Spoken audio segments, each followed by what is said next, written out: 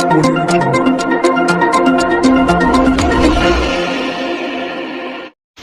ગ્રામ્ય એલસીબી પોલીસે પશ્ચિમ બંગાળના એક હત્યા અને લૂંટના કેસમાં 4 આરોપીઓની ધરપકડ કરી છે।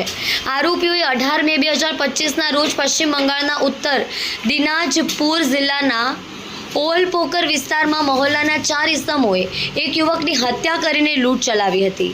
પકડાયેલા આરોપીઓમાં લાલ મિયા ઉર્ફે મોહમ્મદ લાલ મિયા ઉંમર 60, તેનો પુત્ર સોએબ ઉંમર 22, પત્ની રૂકસાના ઉંમર 45 અને પુત્રી સાંસાબી 18નો સમાવેશ થાય છે। આ તમામ આરોપીઓ મૂળ પશ્ચિમ બંગાળના ગોબારી ચોનપુરીના વતની છે અને તેઓ હાલમાં સુરતના કામરેજ ઉદ્યોગનગર વિસ્તારમાં રહેતા હતા। આરોપીઓએ ફરિયાદી દિલ મોહમ્મદ વસુદ્દીનના ઘરમાં ઘૂસી તેમના પુત્ર પર તીક્ષ્ણ હથિયારો વડે હુમલો કર્યો। હુમલામાં ગંભીર રીતે ઘાયલ થયેલા યુવકનું સારવાર દરમિયાન મોત થયું હતું। આરોપીઓએ ઘરમાંથી રોકડ રકમ અને સોનાના દાગીનાની લૂંટ કરી હતી। સુરત ગ્રામ્ય એલસીબીએ ટેકનિકલ અને માનવીય બાતમીને આધારે તપાસ હાથ ધરી તમામ આરોપીઓને પશ્ચિમ બંગાળ પોલીસના હવાલે કરવામાં આવ્યા છે।